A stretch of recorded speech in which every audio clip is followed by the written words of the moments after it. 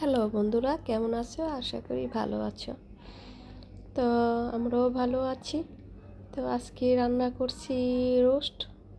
তো এটা নিয়েছি সোনালী মুরগি, আমি ভালোভাবে কেটে নিয়ে ধুয়ে টুয়ে সব মশলা মাখিয়ে নিয়েছি।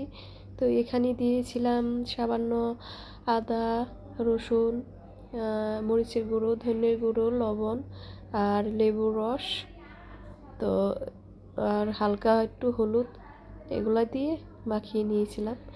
বেশি মশলা দিইনি, আর বেশি মশলা দিলে দেখা যায় তেলে লেগে যাবে বা পুড়ে যাবে। তার জন্য হালকা মশলাই দিতে হবে এখানে। আর মাংসটা ভেজে নিচ্ছি, তো একদম বেশি লাল করে ভাজবো না, এই যে এরকমভাবেই ভাজবো। তো হালকা লাল হবে, তাহলে কি মাংসটা শক্ত হবে না। আর বেশি ভাজা হয়ে গেলে দেখা যায় মাংসটা শক্ত হয়ে যাবে। তো আমার মাংস ভাজা শেষ, এই তো আরেকটু আছে। তো কীভাবে রান্না করি সেটা তোমরা দেখো। তো আমার ভাজাটা শেষ। তো এখন এই মাংস ভাজার তেলের মধ্যেই জিরা, তেজপাতা দিয়েছি আর পেঁয়াজ। তো পেঁয়াজটা ভালো করে ভাজবো, আর এখানে গোটা গরম মশলা দিয়ে দিলাম। তো এখানেই পেঁয়াজটা ভাজা হয়ে গেছে, এখানে আদা রসুন তো বাটা দিয়ে দিলাম আমি এখন। তো আর দিয়ে দিব এখানেই একটু মরিচের গুঁড়ো দিব, আর লবণ, স্বাদ মতো লবণ, আর সামান্য হলুদের গুঁড়ো বেশি দেব না, অল্প। আর দেব ধনিয়ার গুঁড়ো আর কাঁচামরিচ একটু বাটা ছিল, ওইটাও দিয়েছি। তো এখানে দুইভাবে পেঁয়াজ দেওয়া যায়, তো আজকে আমি এইভাবেই দিয়েছি। আরেকভাবে পেঁয়াজ বেটো দিলেও ভালো হয়। আর এখানে একটু আমি মাংসর মশলা দিয়ে দিতেছি, রোস্টের মশলা আনি নিয়ে বসো। তো মাংস মশলাই ছিল, ওটাই দিয়ে দিলাম। তো এটা ভালো করে একটু মশলাটা কষিয়ে নেব, যাতে কাঁচা গন্ধটা না থাকে, আর তেলটাও পরে আসবে। তারপর মাংসগুলো দিয়ে দিব, আর এখানে যে ধনে গুঁড়োটা দিয়ে দিতেছি। তো মাংস দিয়ে তারপরে একটু ভেজে তারপর জলটা দিয়ে দিব। তো এই মশলাই, আমি বেশি মশলা দিলাম না। আর দেব বাদাম বাটা আছে, ওটা আমি পরে দিয়েছি, তো আগে দিতে ভুলে গিয়েছিলাম।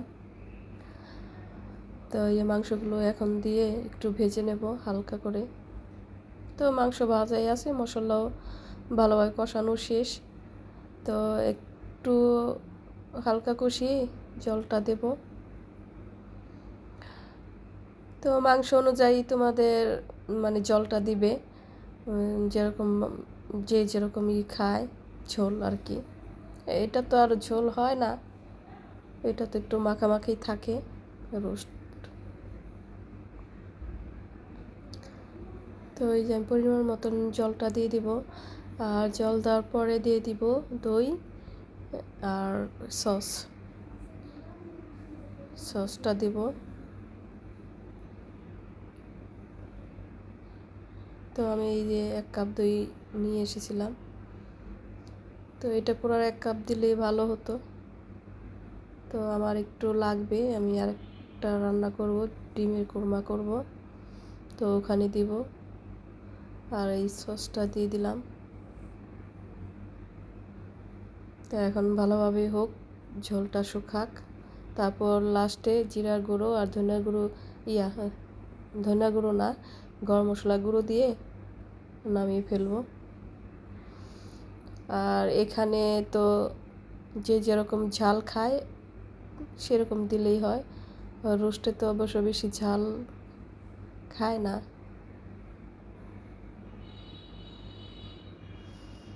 তো আমি দিয়ে দিতেছি গরম মশলা গুঁড়ো আর জিরার গুঁড়ো। তো এইভাবে তোমরা বানিয়ে খেয়ে দেখবে মাংসটা রান্না করে, তো খুবই ভালো হয়, মজা হয় অনেক।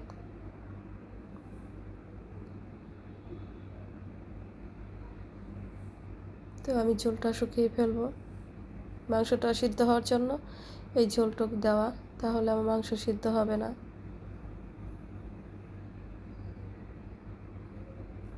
এই যে দেখো কত সুন্দর হয়েছে কালারটা কিন্তু অনেক সুন্দর হয়েছে, একদম তেলে ভর্তিও হয়নি, একদম সব কিছুই পারফেক্ট আছে। তো কেমন হলো আমার রান্না যদি ভালো লেগে থাকে, নতুন নতুন ভিডিও পেতে আমার চ্যানেলটা সাবস্ক্রাইব করে রাখবে, ফলো দিয়ে পাশে থাকবে, আর লাইক দিবে, তাহলে নতুন নতুন ভিডিও পাবে।